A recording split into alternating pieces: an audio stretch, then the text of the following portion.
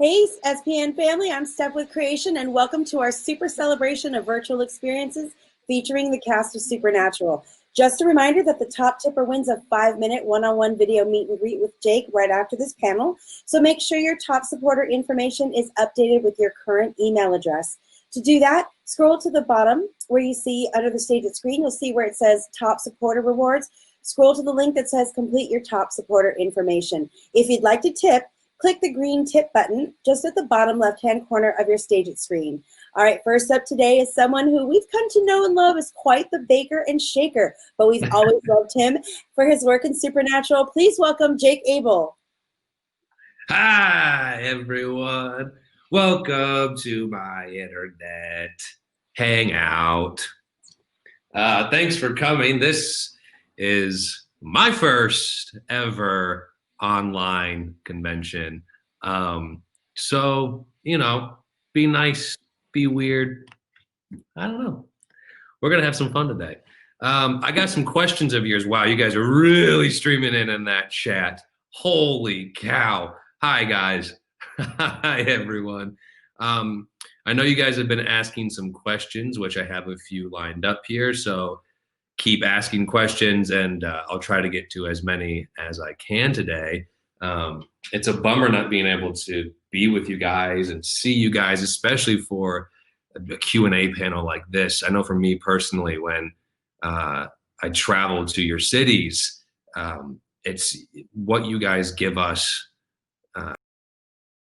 I can't tell you like how much it feeds me to be there live with you in person. And I wish that we could do that today. I'm glad that we have this, and I look forward to us being able to get close and touch each other in person. But until then, this is what we've got, and we're gonna do it. So let me start by answering. I see Jordana Maria asks, what characteristic of Adam or Michael do you most identify with or have for yourself? I like to think that I would have Adam's resilience and optimism.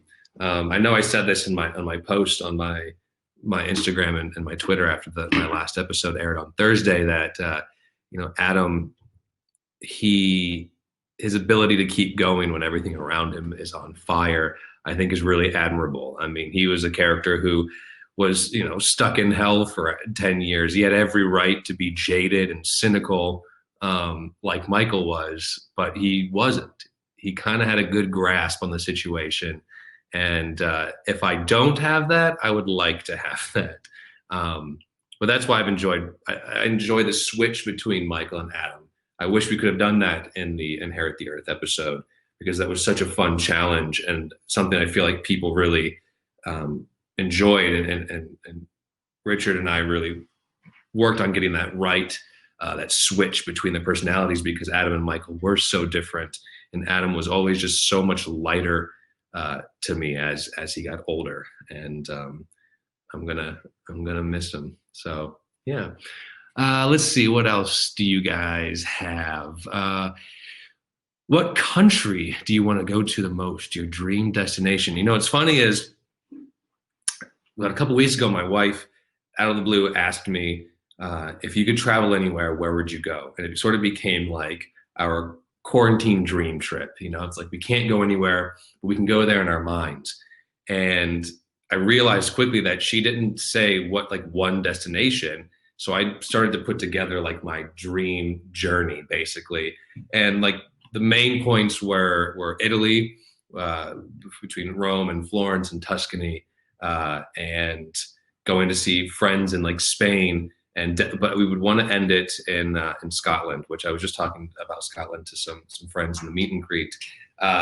It's a place that convinces me that fairies are real in real life, because there's such a magical, mystical feeling driving through the misty marn and through these Scottish glades. It's just like the green and the dampness like felt like home to us for some reason, especially out in Eriseg, just south of Isle of Skye. So I'm desperate to get back to Italy and Scotland for sure. and getting back to traveling in general and coming and seeing you guys all over the world. I think we have some people all over the world. I see a Scottish flag. I saw some stuff from Argentina, which I've never been to, which I would love to go to. Brazil. Brazil's definitely in the house because Brazil is always in the house. There's a Brazilian flag. Another place that I haven't gone to, which I would love to. I haven't gone really anywhere in South America.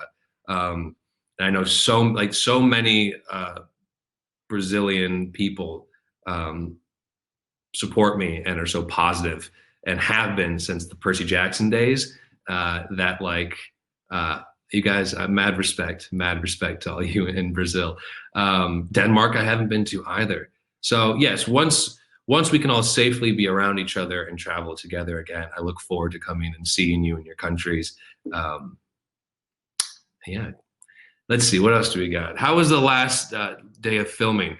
So that's kind of an interesting story. So if you guys watched the episode that aired on Thursday, Inherit the Earth, my first scene in that episode was the church scene where Michael, is in the church. There's all the lightning and stuff. That was actually the last scene I ever shot for Supernatural. That was my very, very last day. I think Rob had actually wrapped earlier that day, and it was bittersweet, very, very bittersweet. And I messaged Eric Kripke the other day after it aired, and I was just saying, I thanked him for allowing me to be along on this ride. And I said that I feel like I kind of hitchhiked my way along, which was fantastic. I got kind of picked up and along the way, and I feel honored to have been a part of this family and this group and this really, really special show.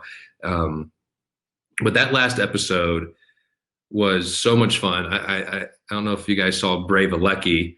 I think many of you have, which is my ode to Braveheart, which I think we have a link to my YouTube channel, youtube.com/Jake Abel TV. There it is, right on cue. So we shot that. You guys will probably recognize the location of Brave Alecki on the show on Thursday, which was started with Jared talking about caber tosses in Scotland and saying how great it would be if we could make it look like he threw this giant log.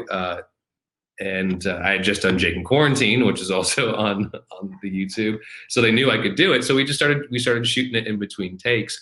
And he did not throw that giant log. That thing was so heavy that when he's lifting it up at the beginning and his arms are like bulging, it's because that piece of wood was so heavy. So when he threw it into the sky, I kind of hit this cut, and we found a stick that was this big, and we launched. Jensen launched it. You can see the making of. Jensen launches it, and yeah. So like being able to do that with those guys, it's just it's such a fun show to make. Even with all the restrictions with COVID, we still managed to do the same dumb stuff we've always done. And I'm gonna miss working with those guys. I see a lot of Brazil in the comments still. You guys are an army, and it's amazing. What's something you're proud of but never had the opportunity to talk about? I really don't know. I guess I've been starting to do some work with some two great organizations called Actors for Autism, and now hopefully starting to work more with No Kid Hungry. I've been wanting to get involved with something bigger than me for a while, and sorry, I got emails coming in. But wanted it to be organic and didn't know, I knew I wanted to help kids and help kids in the arts, and then also now with all the cooking stuff. And I've been really lucky that these two organizations have sort of in the past 2 years come into my life. So Actors for Autism is a great organization that helps young people on the spectrum use the film industry for not only advancement in the industry, but also working on social skills. So like there's this great class run by Liz Fenning and her husband, Jacob, that use an acting class to help young kids on the spectrum develop their social skills as well. And these kids are like incredibly talented. They write, they play music, they dance, and they're the most amazing group of young people I've had the pleasure of being in the company of. So if you have any interest in that and would like to learn more about them, you can go to actorsforautism.com, I believe. Yeah, and I post stuff about them, and they're really amazing. So yeah, proud of those kids. What else we've got? Have you seen any of the pastries made from the Gish Jake and Bake Challenge? And if so, what did you think? I did see some. So I invited Misha on my baking show, Jake and Bake, where I made a get out the vote blueberry pie. And then he invited me to be a part of Gish. And it was my first time being a part of Gish for the Halloween weekend. And I made Pop-Tarts they were in the shape of coffins. I cut them in the shape of coffins. And there was like a red jelly filling. I made chocolate spiders on top and piped cobwebs. And the challenge was to bake stuff. And I saw someone bake a pie with angel wings. I saw someone recently had posted something where it was like a bloody pastry thing, and like it was incredible. Some of them I think were better than my coffin pastries, which is great. And I hope that my dumb internet show has inspired people to start cooking. That's what I want to start doing with No Kid Hungry as well. Is encouraging people to get inside the kitchen and to make things that they didn't know they could make, and learn about where their food comes from and how they can take ownership of that and make really, really amazing things in the kitchen to feed their friends and family, and also have a good time, and also curse a lot. I season my food with curse words because a lot of things go wrong for me in the kitchen.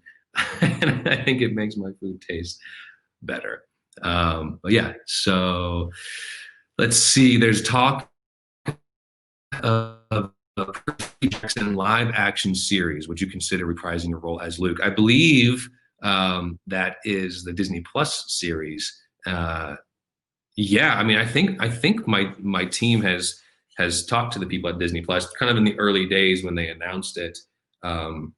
Sort of expressing our openness to, even if it's not Luke, even if it's something else, to at least make like thank you so much for putting that link up there.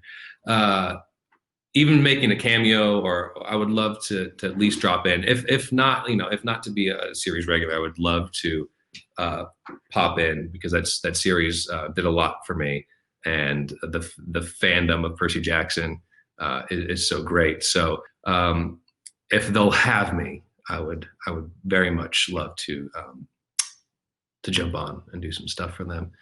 How did you learn to bake? I love that this is like a supernatural convention, but we're just going to talk about cooking. I learned to bake by failure, mostly. I've never taken a professional class to learn to cook. And I don't know. I honestly don't know where it started. Just curiosity, and I cook like almost every meal for us in our house. Like at least breakfast and dinner I cook, and it sort of was just like a gateway drug of cooking simple meals and stuff, and wanting to know how to make bread, because that's one of my favorite things to eat. And then that turned into like, I bet I can make like cakes and stuff, and now pastries and pies are my new thing.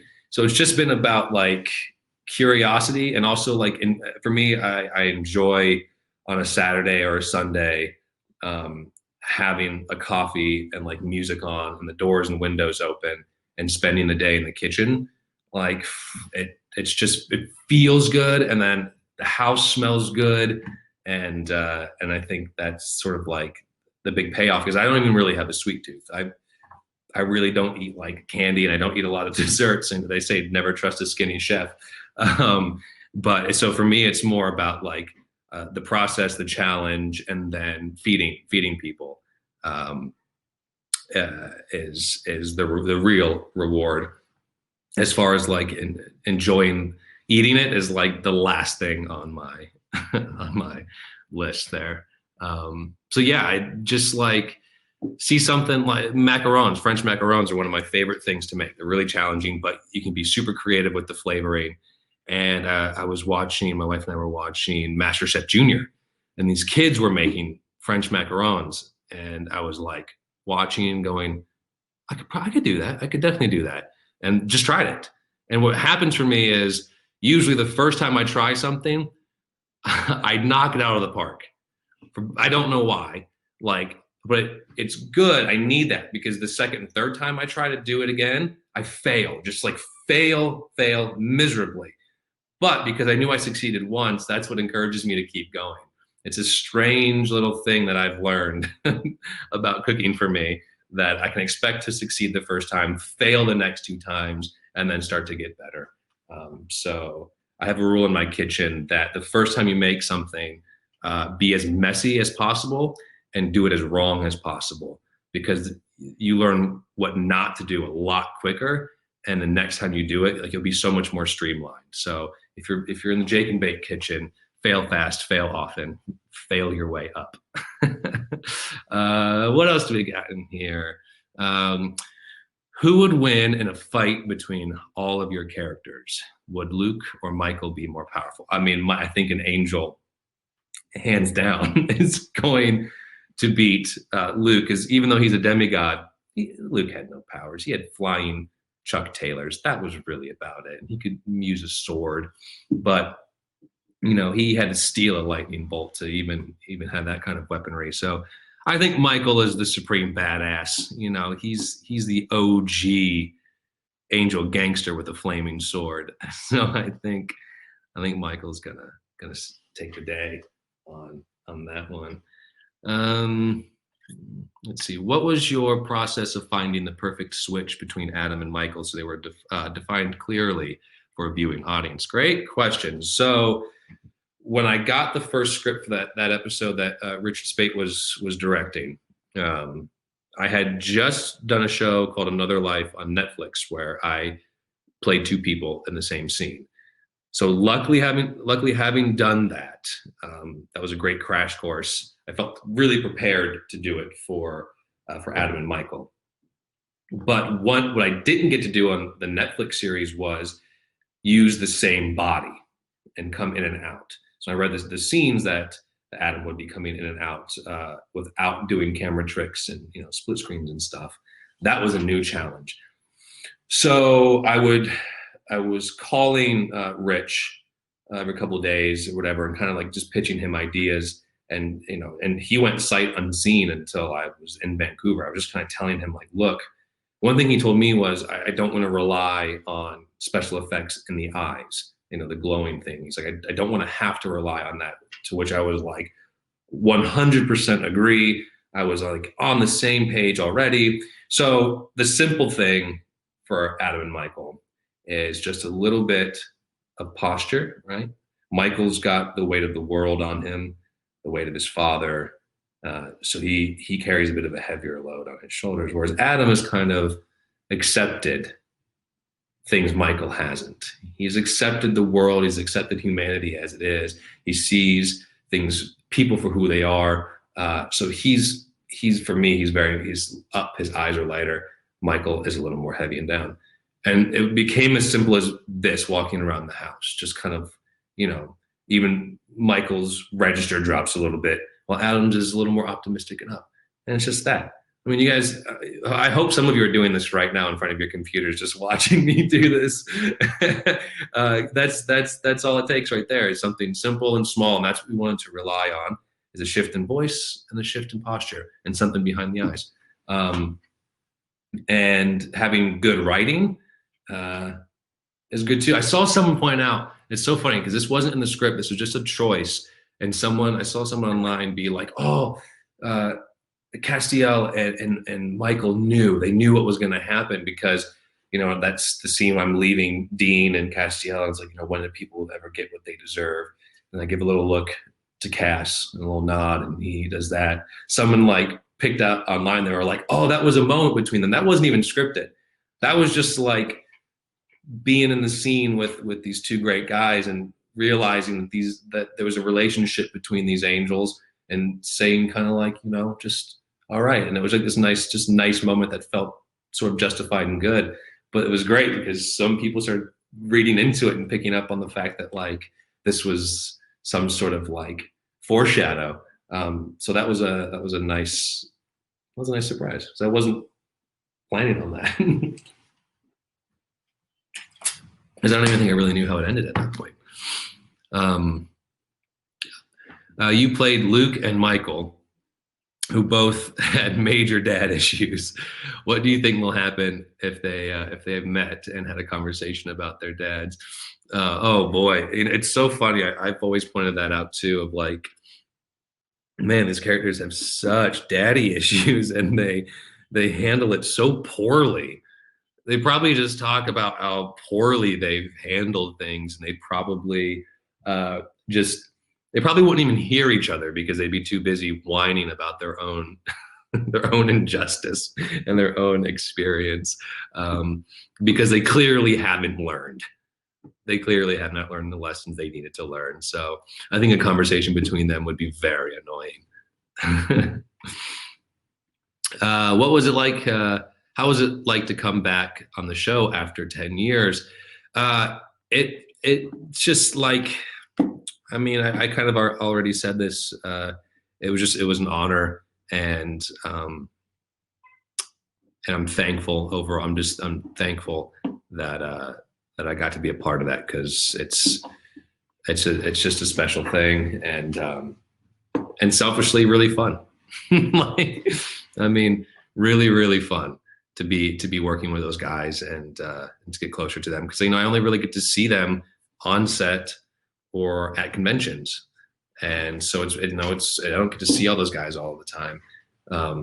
So I would jump at any opportunity to do that.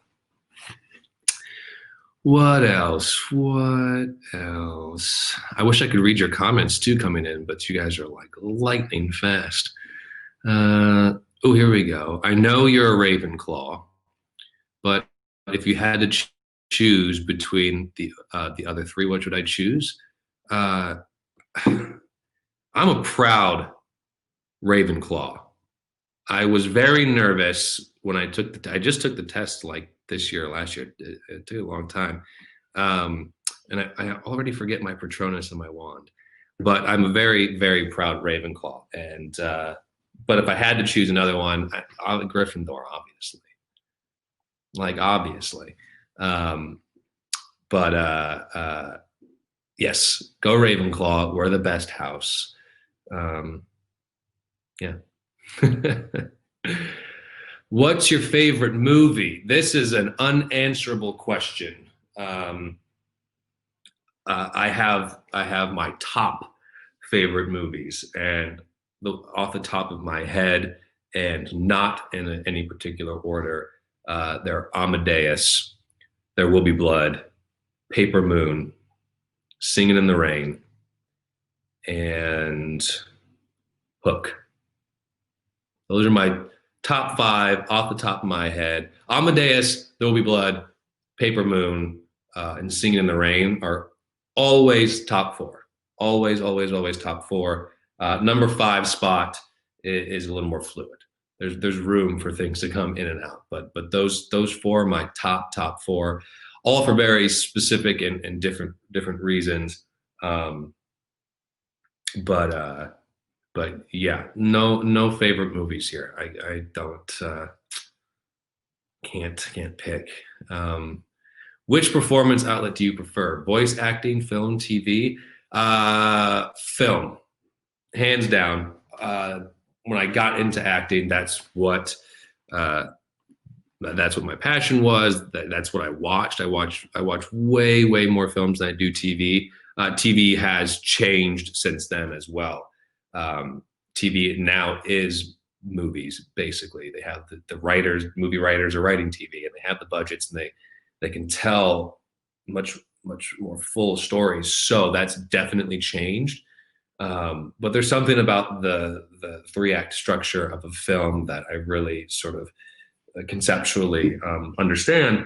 And doing voice work, so I did I read Stephanie Meyer's new book, Midnight Sun, which is almost 700 pages and like 26 hours or something crazy. Me sitting in a booth for 2 weeks reading the book. I did learn I do enjoy it. I prefer it to be in front of a camera instead of just in front of a microphone. But it's such a cool world to have sort of kicked my way into, because it is tricky to get into that world. I've done 2 books. I also did Ellie Marnie's None Shall Sleep, and it's just like, it's something that people had mentioned to me that I should do for years, actually. But like I said, it's not like something you can just be like, hey, let me read your book for you. Even for Stephanie Meyer's book, who she's a dear friend of mine, I still had to send in tapes of me reading stuff, because it's competitive, and the publishers want to make sure that it's the right voice and everything.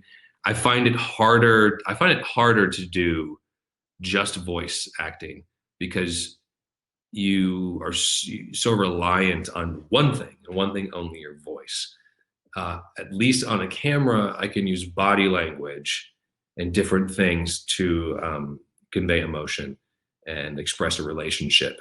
You have more tools, where when you're in a booth in front of a microphone, your voice is it. That's it. All of your emotion, everything has to come through your voice, and that's really, really challenging. But I look forward to hopefully getting to do that more. I would love to do an animated series as well. I've been reading for some on like Disney Plus and things like that. I would love to see what that feels like. So I'm sure it's different than just doing audiobooks as well. But overall, film. Yeah. Okay, let's see. Nothing to do with Supernatural, but would you like to work with Saoirse Ronan or Emily Browning again? Absolutely. Saoirse and I have done 2 films together. The first one was The Lovely Bones, when we were but wee children, and the second one was The Host. And she's like a sister to me. Her and my wife are super close. She's one of those very, very rare, special people and actors who somehow have, I know how she hasn't gotten jaded, and that's because of her mom, Monica. She was raised right, and she's one of the good ones. And Emily, I don't know Emily that well. We only did a couple of scenes together, so I don't know her as well. But yeah, I mean, absolutely, I would absolutely love to work with her too. Just Saoirse and I have a deep friendship, so I would always jump at that opportunity. Are you an MCU or a DC guy? I am not even going to step in that one. That is a trap, and you know it. But Marvel, for sure. Rowan Chester, what was your favorite scene to film? I'm assuming you mean just Supernatural. What would be, of all of the ones, what would be my favorite? That's a really, really tough question. I'm trying to like just go through like the Rolodex of all the scenes. Maybe something nostalgic. Maybe like something from the Jump the Shark episode. The fight scene was pretty good. I didn't quite like putting my finger in Sam's wound and having to lick the blood, because the fake blood, which was supposed to be chocolate, tasted like it was awful. So I didn't enjoy that part, but the fight scene was really fun in the house. And it being like my first episode there was really cool. That first episode was really fun, getting inside the coffin where they reveal that Adam had been eaten by the ghoul, and they had the fake eaten like skeleton thing, and that was really fun and really neat. I did injure myself on that fight scene though. I think like blasted back into the wall. I hit my elbow on like the crown molding of the wall. It hurt really bad. But yeah, something from the early days. Let's see, if you could do a spin-off of Adam Michael and one other Supernatural character, who would you choose and what kind of show would it be? That's also kind of a trap too. That's almost being like, who's your favorite actor on the show that you would want to do a show with? So how about it would be Adam and Michael and Ghoul Adam. I would just play three characters. It would just be me doing scenes with myself um, for the spinoff. That's what we would do. Do you have an ultimate director or actor, actress whom you would really like to work with? Um, Again, it's like it's the long lists. I literally have a list on my computer because this is a question that I wanted to be able to answer just for myself. Funnily enough, we're cleaning out our house right now. We're like, you've probably seen on my Instagram and Twitter that like I'm finding old jackets from my middle school, and I found a bunch of Hard Rock pins. Like I'm just unearthing uh, all of this stuff from the past. And so what's interesting, I think, is in this day and age, you not only have to clean your physical space, but you have to clean your digital space. We're finding iPhone 1s and like laptops that we've hung on to that are so old, and I had to like charge them up and like make sure that I've wiped them before I go recycle them. And so through this process, I was just looking at a picture of Steven Spielberg and I talking together outside of the I'm Number 4 premiere. And that was huge, huge for me. Growing up, being born in the 80s, growing up in the 90s, like Steven Spielberg movies were the ultimate like cinema experience. And he's just, I mean, he's incredible. He's a pillar of the industry, and that meant so much to me then. And so anytime I see that picture, like I find it really inspiring. So I'll say Steven Spielberg because I was just looking at a photo of he and I, and now maybe that'll put that back out to the ether, and we'll work together again with him directing. He produced that film. That's why he was at the premiere. But yeah, but Paul Thomas Anderson, Denis Villeneuve, these directors are really inspiring. There's a lot of I hate to say female directors because they're just directors, but there's I've actually got to work with a lot of female directors recently, which is good because there's definitely been a drought of that. But yeah. Do future managing tell us about future plans? Not right now. I did a film with James Wan, who did Aquaman and Saw and Insidious and all these incredible films. We did a film called Malignant together that was supposed to come out this year, but got pushed. That's really, really cool and really scary. And just the stuff like that I shot with the scary part of the movie is incredible. And I'm hoping it'll come out next year, but I don't know. That's what's hard, is like having these things, you just don't know when they're coming out. But so hopefully next year Malignant will come out in theaters or online, and you guys will get to see it, because I think it's gonna be pretty cool. Let's see. Yeah. What superhero would you like to be if you could cast yourself?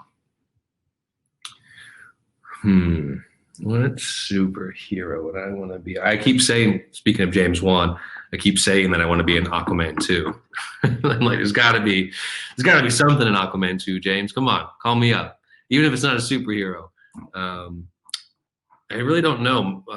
My buddy was Flash back in the Smallville era, Barry Allen, and I remember he got his action figure, and I was just like, man, that is the coolest thing, to have an action figure of yourself. So I don't know. I don't know what superhero I would want to be. That's really, really tough. I guess it would be in the Marvel Cinematic Universe, wouldn't it?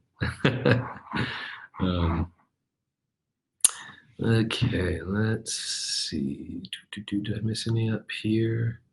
Man, you guys are going off. I see Barry Allen in the comments over here. um, what's my favorite song of the moment? You know, I go off of kind of what I'm playing on guitar, and I've been playing a lot of Brent Cobb lately. And there's a song "Keep 'Em on Their Toes" that just came out a couple months ago. It came out actually. I don't know if it came out, but I started listening to it when I was in quarantine for the Supernatural episode, and so I've been playing that a lot on guitar. If I pick it up and strum something out, it's usually that one or King of Alabama. Those are his two songs I've been playing a lot. Um, but I listen to a lot of music. I have a Spotify membership, and it's been the greatest investment I've ever made because like constantly I have music going on. We listen to classical music every morning because our Alexa has like, I say, Alexa, start my morning. And it plays like all the news things and word of the day and this day in history, and ends with 50 minutes of classical. And hence Amadeus being one of my favorite films, which is about Mozart. What is one thing you had to learn for your character or your time on the show?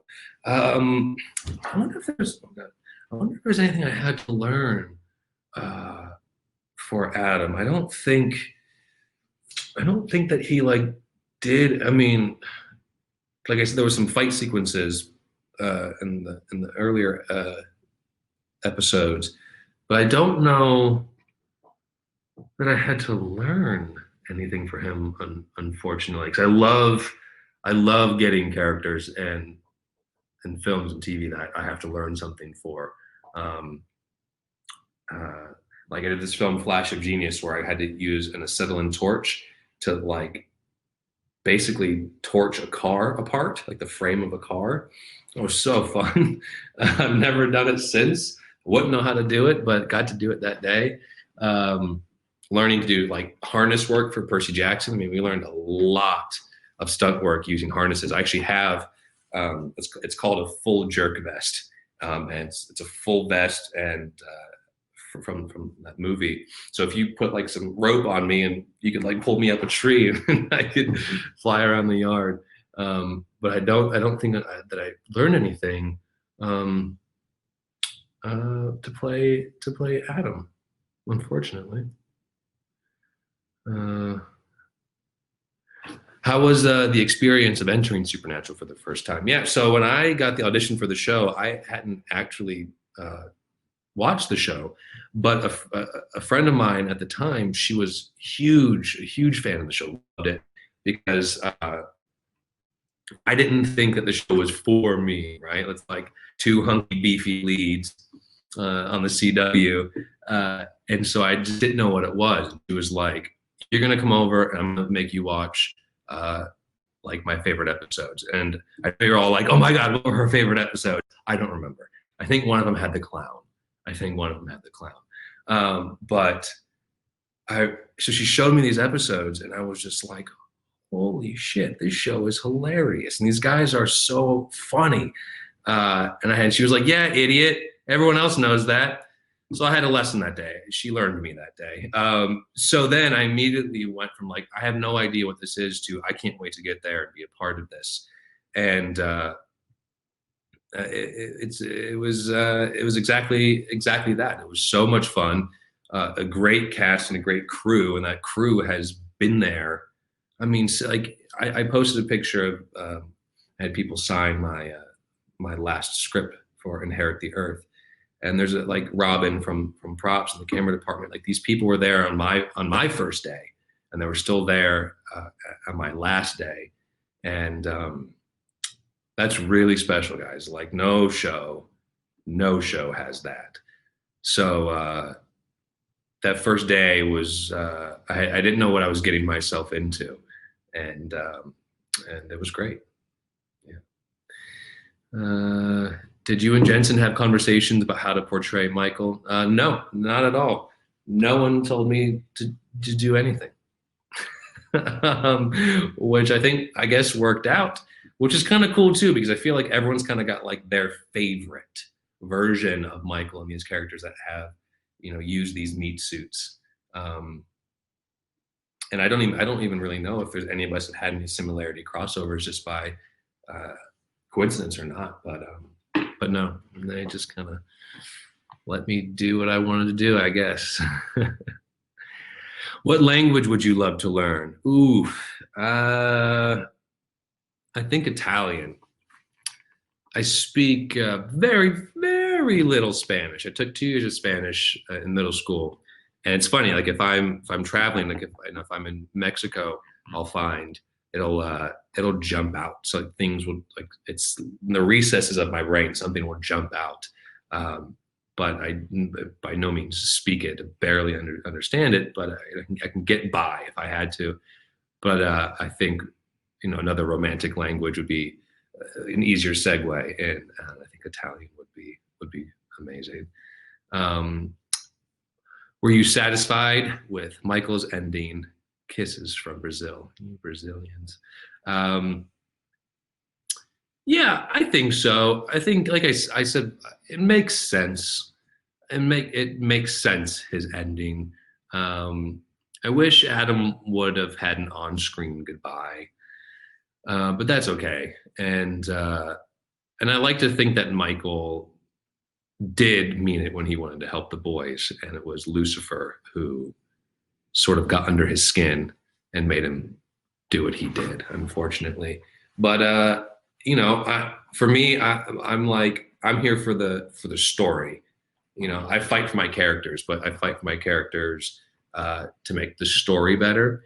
And if him seeking his father's approval one last time made for a better ending for, you know, Sam and Dean and that whole narrative, then that's absolutely the right call. It doesn't matter what I think. Last question time. If you could ask us fans anything, what would you ask? I would ask that you follow me on to my next project with the same love and fervor and emotion that you have for Supernatural, whatever that may be. Hopefully I'll get on some kick, some cool tent movie, and we can all hang out like this for that in the future. Who knows? I'm not sure if that was the last question. Oh, I see. Well, thank you guys so much for my first online Q&A. You guys have been fantastic. I love you all. Stay safe, protect each other, and I'll see you in the next one.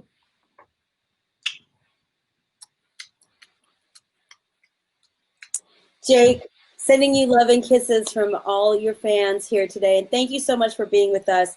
It's so nice to see you virtually, and we are looking forward to your future projects. Okay, guys, tipping is now done, and we're going to bring you the results in just a few moments. But first, make sure you're signed up on our email list through our website, creationent.com, and follow us on social media at creationent on Facebook, Twitter, and Instagram. And hopefully we'll be able to come back with live events soon. We really miss seeing you guys so, so much. All right, our winner is Kayla Hammond. Kayla Hammond, you're our winner of the 5-minute one-on-one video meet and greet. That's going to happen right after this, right in just a few moments. So just make sure that your email address is updated. But just in case, hang out in this chat, just in case we have an issue sending you your link. All right, guys, we're going to be back at 4:15 Pacific time with the one and only Jim Beaver. Don't miss it.